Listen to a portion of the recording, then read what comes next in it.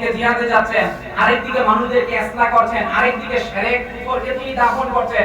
ওনার জীবনীটিকে সামনে নিয়ে সামগ্রিকভাবে ভারতীয় উপমহাদেশের মধ্যে ইসলামের জান্ডাটা সবচেয়ে বেশি সম্প্রসারিত হয়েছিল। না, বাকি যারা ওলামায়ে কেরাম আছেন কারো অবদানকে আমরা অস্বীকার করছি না। প্রত্যেককে যার যার অবস্থার মধ্যে আমরা যথেষ্ট পরিমাণ সম্মান দিই। সাল্লাল্লাহু আলাইহি ওয়াসাল্লাম যখন আরবের মধ্যে আগমন করলেন, তৎকালীন সময়ের মধ্যে একটি রোম সাম্রাজ্য ছিল আর একটা পারস্য ছিল। এই দুটি সুপার পাওয়ারের মাঝখানে আল্লাহ হাবিব সাল্লাল্লাহু আলাইহি ওয়াসাল্লাম আগমন করেছিলেন। ওনার দাওয়াত ও তাবলীগের ফলশ্রুতিতে পরবর্তীতে গোটা পৃথিবীর মধ্যে ইসলাম সর্বোচ্চ সুপার পাওয়ারে পরিণত হয়েছিল। কেন? রাসূল করিম সাল্লাল্লাহু আলাইহি ওয়াসাল্লামকে আল্লাহ রাব্বুল আলামিন একটা মিশন দিয়ে পাঠিয়েছিলেন যে আমাদের প্রত্যেকের জীবনের মিশন আছে। আমাদের প্রত্যেকের জীবনের মিশন কি? আল্লাহর খুশি অর্জন করা। রাসূল করিম সাল্লাল্লাহু আলাইহি ওয়াসাল্লাম যে পদ্ধতি আমাদেরকে দিয়েছেন সেটাকে বাস্তবায়ন করা। আপনারা জানেন আল্লাহর হাবিব সাল্লাল্লাহু আলাইহি ওয়াসাল্লাম দরাদমের মধ্যে আগমন করেছেন। ওনার সময় গোটা পৃথিবীর মধ্যে ইসলামের দাওয়াত তিনি পৌঁছানোর জন্য চেষ্টা চালিয়েছিলেন। পরবর্তীতে এই ধারাবাহিকতা সাহাবায়ে কেরামদের মাঝখানে হযরত আবু বকর রাদিয়াল্লাহু তাআলা আনহু, হযরত ওমর ফারুক রাদিয়াল্লাহু তাআলা আনহু, হযরত ওসমান গনি, সাইয়েদনা আলী রাদিয়াল্লাহু তাআলা আনহু, প্রধান চারজন এই খলিফার জীবনের দৃষ্টিকোণ থেকে যদি আপনি তাকান, হযরত ওমর ফারুক রাদিয়াল্লাহু তাআলা আনহুর সময় সবচেয়ে বেশি অংশ মুসলিমদের হস্তগত আসে। এই ভারতীয় উপমহাদেশের মধ্যে সাইয়েদনা ওমর ফারুক রাদিয়াল্লাহু তাআলা আনহু জামানার মধ্যে রাসূল করিম সাল্লাল্লাহু আলাইহি ওয়াসাল্লামের পরবর্তীতে খুব তোরে জোরে একদল প্রতিনিধি পাঠানো হয়, কিন্তু সামগ্রিকভাবে ভারতীয় উপমহাদেশ মুসলিমদের হাতে যায় না। পরবর্তীতে হাজ্জাজ বিন ইউসুফের নেতৃত্বে বারবার এখানে প্রতিনিধি পাঠানো হয়, সেটাও ব্যর্থ হয়। সর্বশেষ শাস্ত্র ভারতে যেটা মুহাম্মদ বিন কাসিমের নেতৃত্বে এই অঞ্চলের মধ্যে ইসলামের পতাকা উত্তোলন হয়।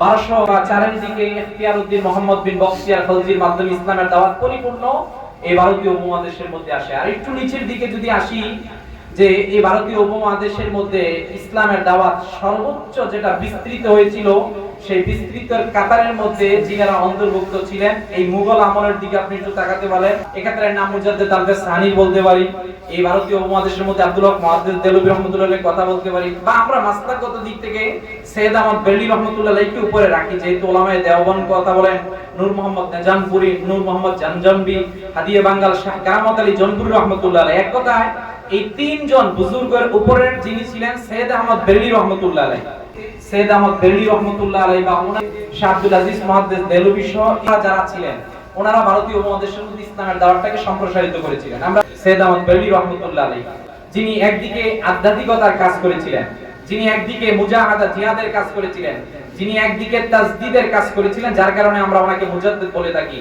মোট যে কথাটা আমরা বোঝার জন্য চেষ্টা করছি সে বিষয়টা হলো, ভারতীয় উপমহাদেশে তো মুসলমান ছিল না। সর্বপ্রথম রাজা চেরামন পেরুমানের ইতিহাস পাওয়া যায় 617 খ্রিস্টাব্দের মধ্যে, যে তিনি আল্লাহর হাবিব সাল্লাল্লাহু আলাইহি ওয়াসাল্লামের চাঁদ দ্বিখণ্ডিত হওয়ার ঘটনাটা দেখেছিলেন। এবং মুস্তাদরাক আল হাকিমে হাদিস এসেছে যে তিনি একটা আদার আচার নিয়ে আল্লাহর হাবিব সাল্লাল্লাহু আলাইহি ওয়াসাল্লামের কাছে গিয়েছিলেন। রাসূলুল্লাহ সাল্লাল্লাহু আলাইহি ওয়াসাল্লাম ওনাকে বলেছিলেন মালিকুল হিন্দ, যিনি এই দক্ষিণ কেরালার মানুষ ছিলেন, সর্বপ্রথম মুসলমান। পরবর্তীতে এতটা অঞ্চলের মধ্যে তো মুসলমান ছিল না, এই মুসলমানের আবির্ভাবটা কিভাবে হলো? ইতিহাস যারা ভুলে যায়, ইতিহাস তাদেরকে ক্ষমা করে না। আপনি ইতিহাস পর্যায়ক্রমে মুহাম্মদ বিন কাসিমের দিকে তাকান, ইখতিয়ার উদ্দিন মুহাম্মদ বিন বখতিয়ার খলজির দিকে তাকান, সৈয়দ আহমদ বেরলি রাহমাতুল্লাহর দিকে তাকান, আজকের এই 2025 পর্যন্ত তাকান, আপনি যে বিষয়টা প্রশ্নের উত্তর পাবেন। এই ভারতীয় উপমহাদেশের মধ্যে আমাদের পূর্বপুরুষদেরকে মুসলমান বানিয়েছিলেন ওনারা হলো আউলিয়ায়ে কেরামগণ। ভারতীয় উপমহাদেশের মধ্যে সৈয়দ আহমদ বেরলি রাহমাতুল্লাহ আলাইহি কিভাবে তিনি দাওয়াত তাবলীগের কাজ করলেন, আপনারা ইতিহাস জানেন, আমি ইতিহাস বলতে চাচ্ছি না, এতটুকু শুধু বলি। একদিকে আধ্যাত্মিকভাবে তিনি যখন কাজ করেছেন, মানুষের সামগ্রিক পরিবর্তন তিনি করেছেন। পরিবর্তন হওয়ার কারণে দেখা গেল বিতর্কিত ওনার সামনে, কিন্তু মানুষদেরকে তিনি কোরআন হাদিসকে সামনে নিয়ে এমন ভাবে আমূল পরিবর্তন করেন, গ্রামকে গ্রাম, শহরকে শহর ওনার হাতে ন্যস্ত হওয়া শুরু হলো। যে মালাকর মধ্যে তিনি দাঁড়ালেন জিহাদের পক্ষে, একদিকে জিহাদে যাচ্ছেন, আরেকদিকে মানুষদেরকে ইসলাহ করছেন, আরেকদিকে শিরক কুফরকে তিনি দাফন করছেন। এই ওনার জীবনীটিকে সামনে নিয়ে সামগ্রিকভাবে ভারতীয় উপমহাদেশের মধ্যে ইসলামের জান্ডাটা সবচেয়ে বেশি সম্প্রসারিত হয়েছিল। না, বাকি যারা ওলামায়ে কেরাম আছেন কারো অবদানকে আমরা অস্বীকার করছি না। প্রত্যেককে যার যার অবস্থার মধ্যে আমরা যথেষ্ট পরিমাণ সম্মান দিই। মূল কথা একটা, তাদের প্রতি আমাদের বড় মায়া লাগে, যারা আজকে 2025 সালে এই কথা বলতে চায় যে ভারতীয় উপমহাদেশের মধ্যে আউলিয়া কেরামদের অবদান নাই। কেন? আপনি এই কথা বলার তো সুযোগ নাই। মাইনুদ্দিন চিশতি রাহমাতুল্লাহ রহমাতুল্লাহ আলাইহি যদি আজমিরে না আসতেন, খাজা নিজামউদ্দিন আউলিয়া যদি দিল্লির মধ্যে না আসতেন, বাবা শাহজালাল ইয়ামিনী রহমাতুল্লাহ আলাইহি যদি সিলেট বাংলার মধ্যে না আসতেন, হাদিয়া বাংলার শাহ কারামত আলী জনপুরি, ফুরফুরার আবু বকর সিদ্দিক রহমাতুল্লাহ আলাইহি, এই রকমের কয়জনের নাম বলবো, এই রকমের আউলিয়া কেরাম যদি না আসতেন, আজকে মুখেই ইসলামী নাম থাকতো, আপনার ইসলাম শব্দ উচ্চারণ করার ক্ষমতা আপনার থাকতো না। কথা বলেন ঠিক কিনা? এই কথায় কোন আউলিয়া কেরামদের বিরুদ্ধে কথা বলা যাবে না, কারণ ওই যে কিছুক্ষণ আগে আমাদের এক ভাই বলেছেন যে আপনি শিরনি খাইলেন তো মোল্লার হুসিন, এখন মোল্লাকে আপনি বলে যাচ্ছেন, এটা আপনার নিমক হারামের কাতারের মধ্যে অন্তর্ভুক্ত হওয়া এক প্রকার নামান্তর। আউলিয়া কেরামদের ভূমিকা উপমহাদেশের মধ্যে ছিল, ওনারা যে পথ মত আমাদেরকে শিক্ষা দিয়েছেন, এটার সঙ্গে আমরা থাকবো।